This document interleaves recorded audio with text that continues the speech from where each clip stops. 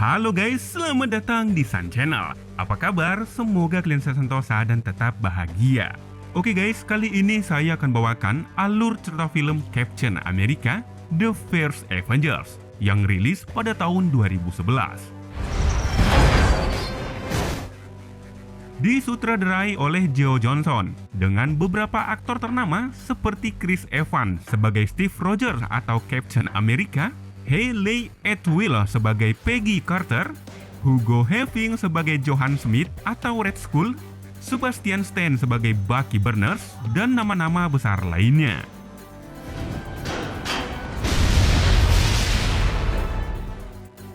Film ini merupakan film pertama berdasarkan latar waktu sebelum terbentuknya Avengers dan menjadi film kelima MCU kalau berdasarkan waktu rilisnya. Jadi film ini bercerita tentang seorang tentara bertubuh kecil dan kurus yang kemudian menjadi pahlawan super yang perkasa yang dikenal sebagai Captain America. Seperti apakah keseruannya?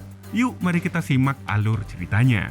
Jadi siapkan handsfree sempeli kuping, amankan posisi, dan inilah dia, Captain America The First Avengers. Jeng jeng. Film dibuka di kota Tønsberg, Norwegia pada tahun 1942 ketika Nazi Jerman menguasai wilayah tersebut. Pasukan Nazi Jerman dari divisi persenjataan bernama Hydra mendobrak sebuah museum peninggalan Viking kuno.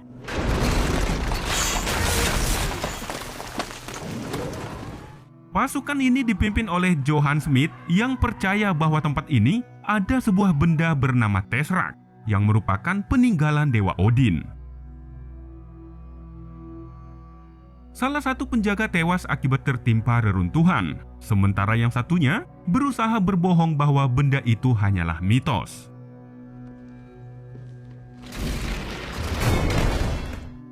Johan kemudian membuka peti mati dan mengambil sebuah kubus dari mayat.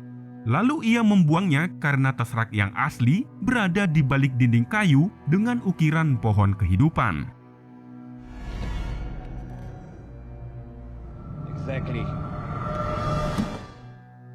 Sebelum mereka pergi, si penjaga mengatakan bahwa mereka tidak akan bisa mengontrol kekuatan besar yang ada pada benda itu. Lalu Johan menembaknya hingga mati. Kemudian ia pergi bersama dengan anak buahnya. Setahun kemudian di kota New York, kita diperkenalkan dengan seorang remaja krempeng bernama Steve Rogers.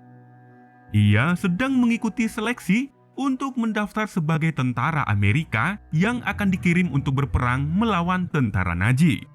Akan tetapi, panitia merasa ragu karena kondisi tubuh Steve tidak memungkinkan. Selain itu, Steve juga memiliki penyakit asma sehingga lamarannya tentu saja langsung ditolak. Agar supaya enggak galau dengan penolakan itu, Steve pergi ke bioskop untuk menonton acara opera Van Java. Namun sebelum acara dimulai, para penonton memperlihatkan tentang kekejaman tentara Nazi yang saat itu masih sangat berkuasa. Saat itu, ada seorang pria berteriak agar acaranya dimulai saja. Steve yang merasa terganggu dengan berani membentak pria itu dan menyuruhnya untuk diam. Akan tetapi, pria itu bangkit dari tempat duduknya lalu membawa Steve ke sebuah gang untuk dipukuli. Tak lama kemudian, teman Steve datang menolongnya. Dia adalah Bucky Barnes, tentara Amerika yang baru saja naik pangkat menjadi sersan. Bucky memberitahu kalau ia ditugaskan di infanteri 107 yang besok akan dikirim ke Inggris untuk berperang melawan Nazi yang saat ini sudah menginvasi hingga ke wilayah Inggris.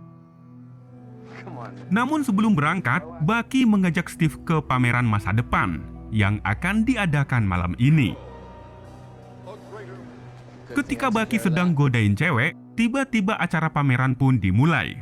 Dan terlihatlah di sana ada Howard Stark, pemilik Stark Industries yang nantinya akan menjadi ayah Tony Stark atau Iron Man.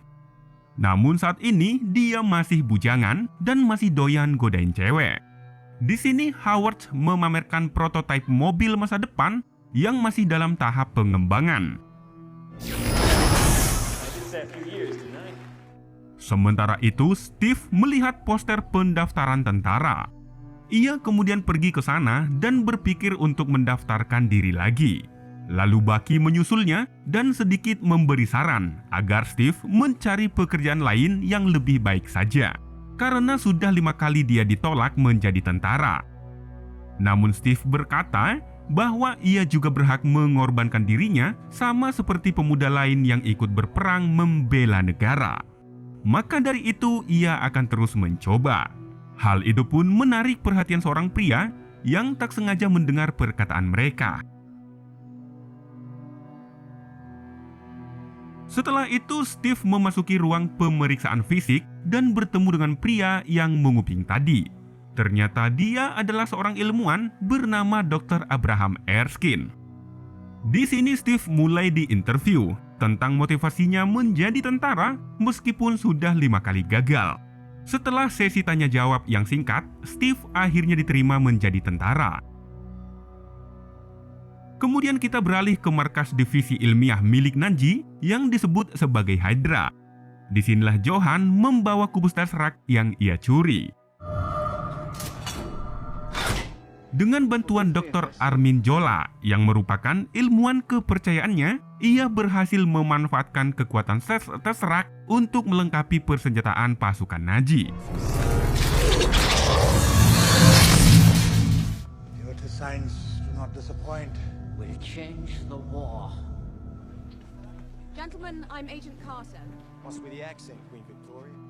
Sementara itu, di camp militer, Steve mulai menjalani pelatihan dasar. Divisi ini berada di bawah komando Agen Peggy Carter dan Kolonel Kelster Phillips. Setelah memberi sedikit arahan, Kolonel Phillips memberitahu bahwa pelatihan ini bertujuan untuk memilih salah satu dari mereka sebagai prajurit super. Di sini Kolonel Phillips sempat meremehkan Steve bahwa ia tidak akan sanggup menjalani pelatihan ini karena fisiknya lemah dan juga menderita asma.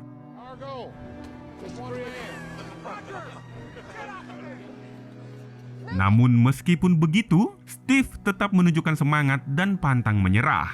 Ia juga termasuk orang yang cerdas, di mana ketika semua pasukan gagal meraih bendera, Steve justru menurunkan tiang untuk mendapatkan bendera itu. Dan sebagai hadiah, ia diperbolehkan naik mobil, sementara rekannya akan lanjut berlari hingga ke markas. Setelah beberapa hari menjalani latihan, Kolonel Phillips menyarankan Dr. Erskine agar jangan memilih Steve. Akan tetapi, Dr. Erskine berkata bahwa ia lebih mengutamakan kualitas daripada fisik, dan pilihan itu jatuh pada Steve Rogers. Kester kemudian melempar granat palsu kepada prajurit sebagai salah satu ujian. Ketika semua prajurit melarikan diri, Steve malah memeluk granat itu untuk melindungi yang lain.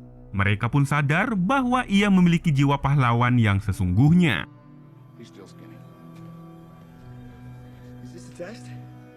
Malam harinya, Dr. Erskine menemui Steve untuk memberitahu tujuan yang sebenarnya.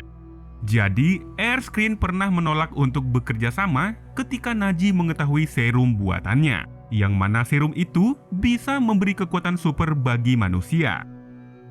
Namun karena di bawah ancaman Johan Smith yang sangat berambisi dengan kekuatan, ia pun menyerahkan serum itu, meskipun masih tahap pengembangan yang tentunya memiliki efek samping.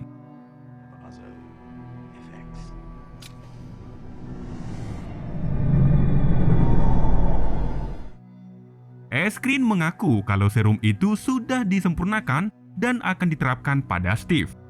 Tanpa pikir panjang, Steve pun langsung menyetujuinya.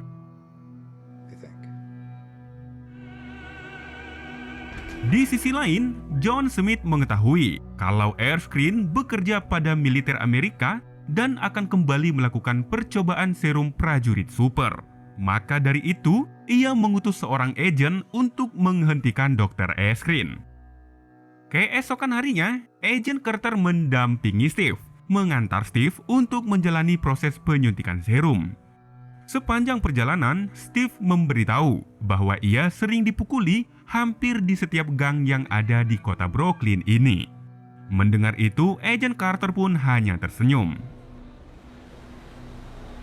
Kemudian mereka masuk ke dalam sebuah toko barang antik yang ternyata memiliki pintu rahasia yang dijaga ketat oleh pasukan militer. Ternyata di dalam sinilah Steve akan menjalani proses percobaan itu. Beberapa petinggi militer juga hadir di sana bersama dengan Departemen Luar Negeri bernama Hans Kruger. Selain itu, Howard Schrack juga terlibat dalam proyek ini. Ia bertanggung jawab atas teknologi yang digunakan dalam laboratorium. Steve kemudian mulai memasuki kapsul untuk menerima suntikan serum ke dalam ototnya.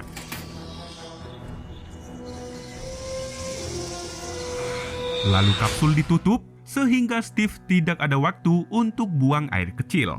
Setelah itu generator pun dinyalakan dan terlihatlah cahaya terang dari dalam kapsul. Di sini mereka sempat berpikir untuk mematikan mesin karena Steve berteriak kesakitan. Mendengar itu, Steve malah menyuruh mereka untuk terus melanjutkan. Dan setelah mencapai 100%, tiba-tiba alat generator mati karena overdaya. Namun setelah kapsul dibuka, ternyata percobaan itu berhasil. Yang mana Steve kini menjadi kekar dan berotot yang sangat jauh berbeda dari admin. Ketika orang-orang turun untuk mengucapkan selamat, Hans Kruger dengan sengaja meninggalkan alat peledak di kursi. Karena ternyata dia adalah agen yang dikirim oleh Nazi. Hans Kruger langsung meledakkan bom, kemudian menembak Dr. Erskine. Ia juga mengambil serum dan pergi dari sana.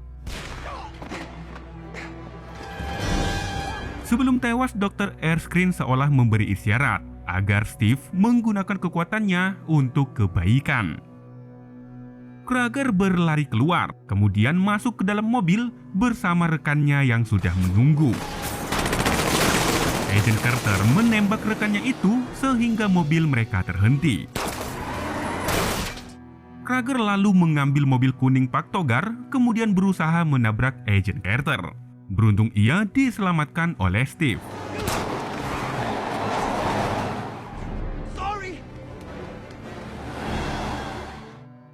Steve berlari sekuat tenaga dan mulai menyadari bahwa kini ia memiliki kekuatan di atas manusia normal.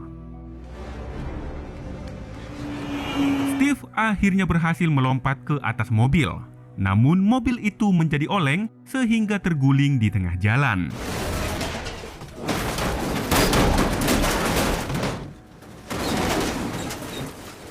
Kruger keluar dari mobil kemudian menyandra salah satu bocil. Namun karena kehabisan peluru, Kruger melempar anak itu ke dalam laut. Untungnya anak itu bisa berenang sehingga ia lanjut mengejar Kruger yang masuk ke dalam kapal selam. Akan tetapi Steve tetap mengejar Kruger berenang dengan gaya lumba-lumba. Hingga akhirnya Kruger berhasil ditangkap dan melemparnya keluar dari air. Steve menghajar Kruger hingga serum yang ia curi pecah. Namun ketika diinterogasi, Kruger memakan permen sianida yang disimpan di belakang giginya.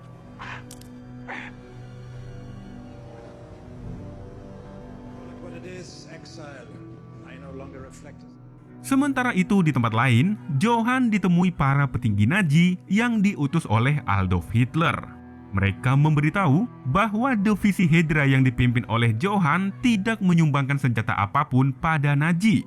Diketahui bahwa Johann juga melakukan beberapa serangan, termasuk di Norwegia, tanpa izin dari Hitler.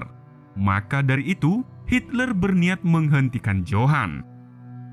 Mendengar itu, Johann membawa mereka ke ruang persenjataan dan memperlihatkan senjata yang sedang ia kembangkan. Yang mana senjata ini menggunakan energi dari kubus Tesseract. Johann menjelaskan bahwa senjata ini mampu membunuh musuh dalam jumlah besar hanya dengan satu tembakan. Dari peta strategi penyerangan Johann, salah satu petinggi Nazi melihat bahwa Johann berencana menghancurkan kota Berlin yang merupakan markas besar Nazi. Sadar rencananya terbongkar, Johann langsung membunuh mereka dengan senjata itu.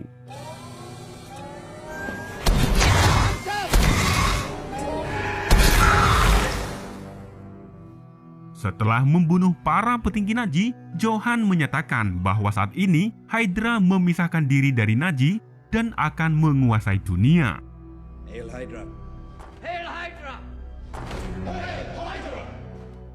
Kemudian kita kembali ke markas militer Amerika. Di sini sampel darah Steve diambil oleh bidan cantik untuk dibuat serum seperti milik Dr. Erskine. Namun akan butuh waktu bertahun-tahun karena hanya Erskine lah satu-satunya orang yang bisa membuat serum itu. Gak lama kemudian Kolonel Phillips pun datang. Ia mengatakan bahwa di balik penyerangan sebelumnya adalah Hydra yang dipimpin oleh Johan Smith. Maka dari itu, Kolonel Custer menyuruh Howard Stark dan agen Carter untuk terbang ke London. Di sana mereka akan bergabung dengan pasukan militer Amerika yang juga bertugas untuk melawan Hydra. So what are you gonna do about it? Sir? Mendengar itu, Steve meminta untuk ikut. Namun, karena Steve adalah hasil eksperimen, Kolonel Phillips pun ragu dengan kemampuan Steve. Steve kemudian ditemui oleh seorang anggota komite. Ia mengatakan bahwa aksinya kemarin membuat Steve menjadi sangat terkenal. Maka dari itu, ia ditawari menjadi artis untuk melakukan promosi hingga ke berbagai negara bagian. You just got promoted. Steve mengenakan kostum bernuansa bendera Amerika sambil menari-nari dengan cewek seksi. Yang mana promosi ini dilakukan untuk mendanai perang. Sejak saat itulah Steve menjadi sangat terkenal dan dijuluki sebagai Kapten Amerika. Ia bahkan mendapat cetakan komik dan membintangi film Kapten Amerika hitam putih. Namun ketika Steve berkunjung ke pangkalan militer Italia, para tentara tampaknya tidak tertarik. Mereka malah mengusir Steve dan menyuruh para gadis saja yang tampil.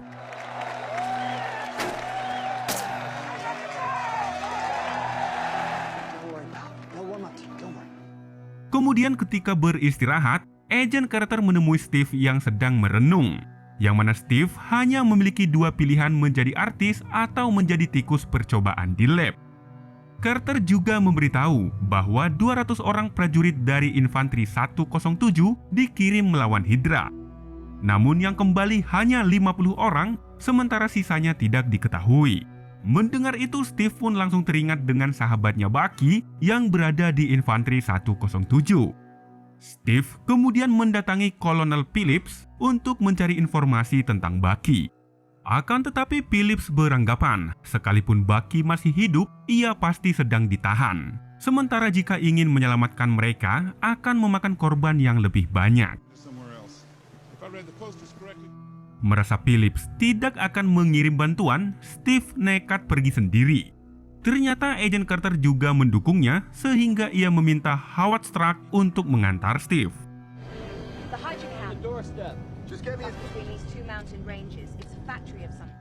Namun sebelum sampai di tempat lokasi, pesawat mereka ditembaki oleh musuh.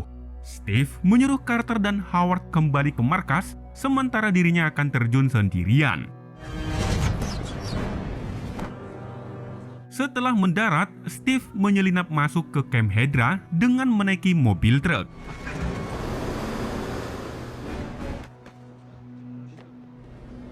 Ia kemudian menghajar para security, kemudian mengambil salah satu amunisi Tesseract. Akhirnya, Steve menemukan para tahanan dan langsung menyelamatkan mereka. Setelah membuka sel para tahanan, Steve menyuruh mereka untuk pergi ke pepohonan besar di arah barat laut. Sementara dirinya akan mencari Bucky yang kemungkinan berada di bangsal isolasi. Setelah keluar dari dalam, terjadilah pertempuran di luar. Mereka mencoba menggunakan senjata buatan Hydra itu sendiri.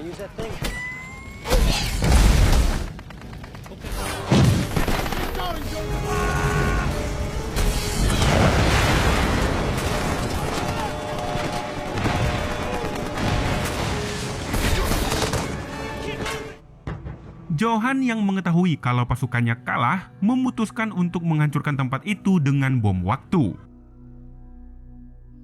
Di sisi lain, Steve akhirnya berhasil menemukan Bucky. yang mana Bucky terkejut melihat Steve yang kini lebih besar. Ketika sedang berjalan, Bucky memberitahu kalau ia sudah lama tidak mengganti daleman. Gak lama kemudian bom waktu pun meledak sehingga mereka terpaksa naik ke atas.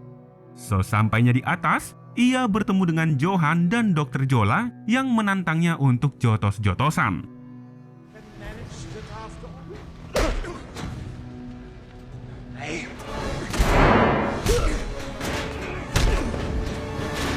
Namun masih beberapa pukulan, Dr. Jola langsung memisahkan mereka. Johan kemudian membuka topengnya sehingga terlihatlah kalau wajahnya sangat jelek akibat efek serum yang belum sempurna. Setelah itu mereka mencari jalan masing-masing untuk keluar dari tempat itu. Namun ketika Steve melompat, ia malah terbakar oleh api.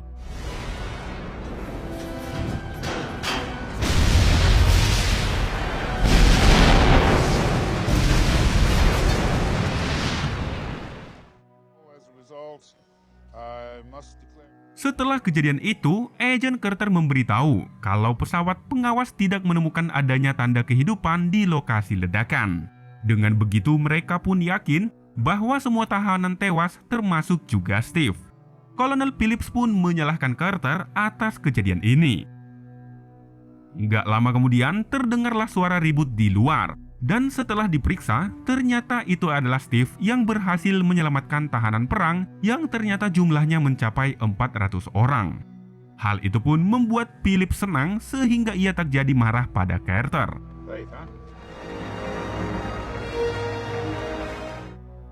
Aksi penyelamatan yang dilakukan Steve tersebar hingga ke pelosok negeri, yang membuatnya mendapat penghargaan dari pemerintah Amerika. Namun di sini Steve tidak hadir dan memilih untuk bergabung dengan Kolonel Phillips. Mereka menyusun rencana untuk menghancurkan setiap camp milik Hydra. Karena butuh tim, Steve memilih beberapa prajurit dari tahanan yang ia bebaskan sebelumnya. Mereka pun minum bersama karena sebentar lagi mereka akan kembali ke medan perang. Gak lama kemudian Carter datang menemui mereka dan memberitahu bahwa Howard Stark membuat senjata khusus untuk dirinya. Ia juga mengajak Steve berdansa jika mereka berhasil selamat dari medan perang nanti. Yes, ma'am. I'll be there.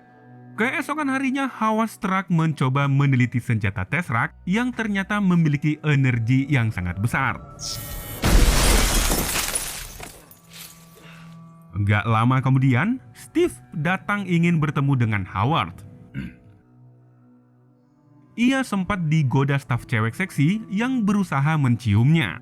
Akan tetapi mereka dipergoki Agent Carter dan dengan nada tinggi menyuruh Steve masuk ke dalam.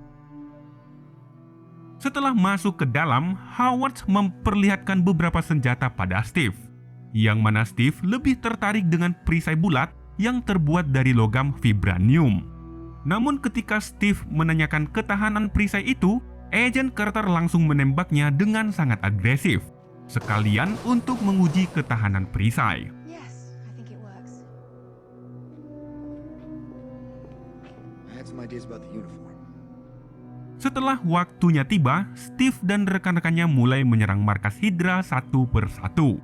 Terlihatlah kalau Steve tetap mengenakan kostum Kapten Amerika dan semakin lihai menggunakan perisainya.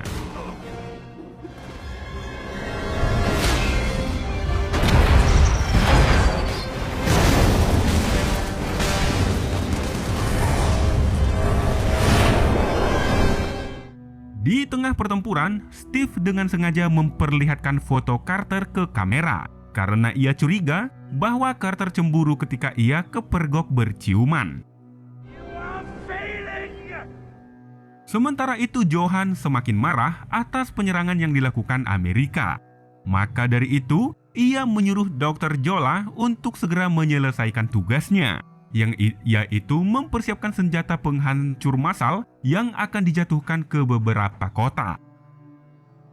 Kemudian pada tahun 1945, Indonesia pun merdeka. Dan di tahun itu jugalah Steve dan dua rekannya melakukan penyergapan pada sebuah kereta api milik Hydra. Ketiganya meluncur dengan tali dan mendarat di atas kereta. Steve dan Bucky masuk ke dalam kereta, sementara yang satunya berjaga di atas. Setelah masuk, mereka mendapati kalau kereta ini membawa senjata Hydra dalam jumlah besar. Kemudian pertempuran pun terjadi ketika prajurit Hydra mengetahui kedatangan mereka.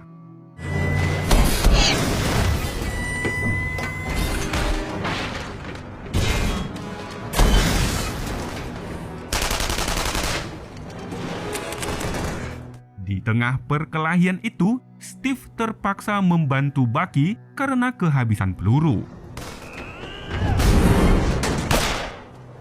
Namun gak lama kemudian, salah satu prajurit Hydra menyerang mereka hingga Bucky terlempar.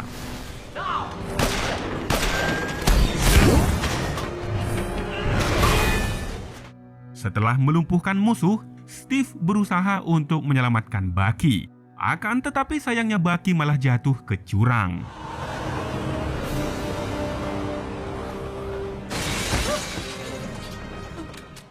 Pada akhirnya, Dr. Jola berhasil ditangkap dan dimasukkan ke ruang interogasi. Bukannya disiksa, Kolonel Phillips malah membawanya makanan enak. Namun Dr. Jola mengira bahwa ia akan diracun. Ya udah, akhirnya makanan itu langsung disikat oleh Kolonel Phillips. Kolonel kemudian berjanji akan membebaskan Dr. Jola jika ia memberitahu semua tentang Hydra. Akhirnya Jola pun memberitahu bahwa Johan berencana menghancurkan separuh bumi.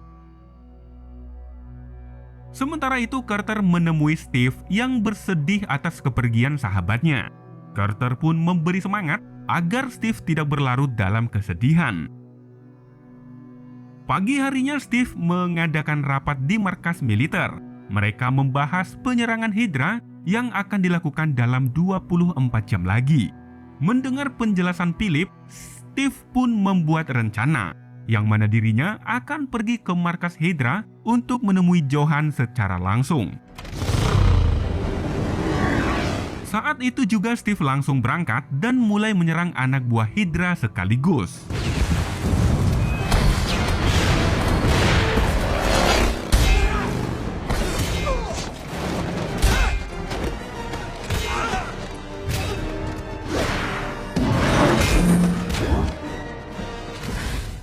Yang mana semua ini memang sengaja ia lakukan agar ia tertangkap dan bisa bertemu dengan Johan. Setelah bertemu, Johan langsung memukul Steve. Tepat ketika ia akan menembak Steve, saat itulah seluruh pasukan Kolonel Phillips langsung mengepung tempat itu. Karena ternyata semua ini adalah rencana yang sangat brilian oleh Steve.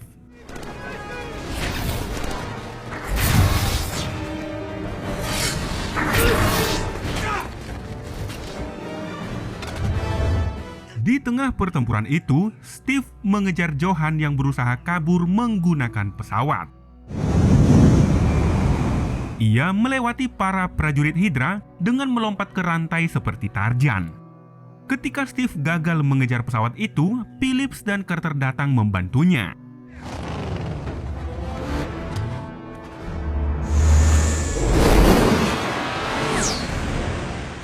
Steve melompat ke roda pesawat dan berhasil masuk ke dalam. Di dalam pesawat, Steve melihat beberapa pesawat kecil yang berisikan bom dengan berlabel masing-masing ke kota tujuannya. Gak lama kemudian, anak buah Hydra pun datang untuk membawa bom itu, sehingga Steve berusaha menghentikan mereka.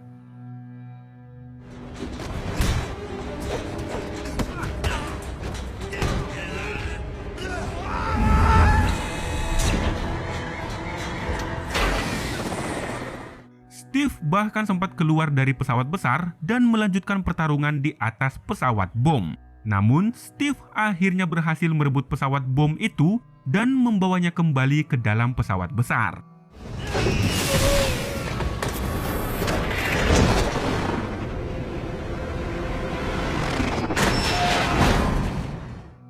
Setelah masuk ke dalam pesawat, Steve kembali bertemu dengan Johan. Akhirnya pertarungan keduanya pun terjadi.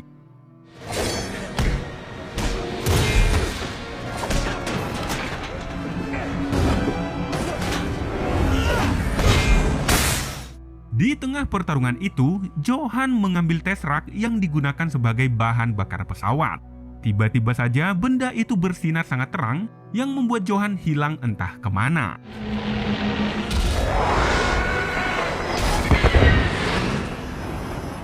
Tesseract itu juga menembus lantai pesawat dan jatuh ke bawah. Steve lalu mencoba mengendalikan pesawat, kemudian menghubungi pangkalan militer. Carter pun menjawab dan berencana untuk meminta bantuan pada Howard. Namun Steve mengatakan sudah tidak ada waktu lagi. Lagi pula pesawat ini berisi bom dan harus dijauhkan dari pemukiman warga. Dengan sedih, Carter akhirnya mengatakan bahwa mereka akan berdansa setelah semua ini berakhir. Meskipun ia tahu bahwa itu tidak akan terjadi. Kemudian sambungan radio terputus setelah terdengar suara benturan yang sangat keras. Steve? Carter dan Kolonel Phillips pun merasa sangat sedih. Atas keberhasilannya, Steve dianggap sebagai pahlawan Amerika yang rela berkorban demi negara. Sementara itu, Howard Stark berhasil menemukan kubus Tesseract dari dalam laut, yang kemudian akan ia teliti lebih lanjut. Di sisi lain, Steve terbangun di sebuah kamar. Ia mendengar radio, menyiarkan pertandingan baseball yang diadakan pada tahun 1941. Steve pun menjadi bingung, karena pada saat itu dirinya ada di tempat pertandingan. Merasa ada yang tidak beres, Steve pun berusaha untuk melarikan diri. Dan setelah keluar, Steve sangat terkejut melihat dunia yang sudah berubah.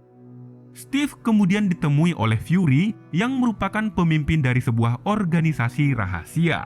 Organisasi itu bernama SEAL yang terdiri dari berbagai superhero dari berbagai belahan dunia. Padahal nyatanya dari Amerika doang. Fury pun memberitahu kalau Steve sudah tertidur selama 70 tahun. Jadi sebenarnya bangkai pesawat Steve baru ditemukan setelah 70 tahun oleh beberapa ilmuwan Washington.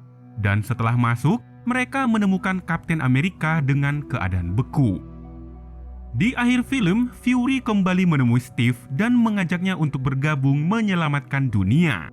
Kemudian pada post-credit scene, kita akan diperlihatkan sebuah trailer untuk film The Avengers yang akan kemudian kita review juga. Dan film pun selesai.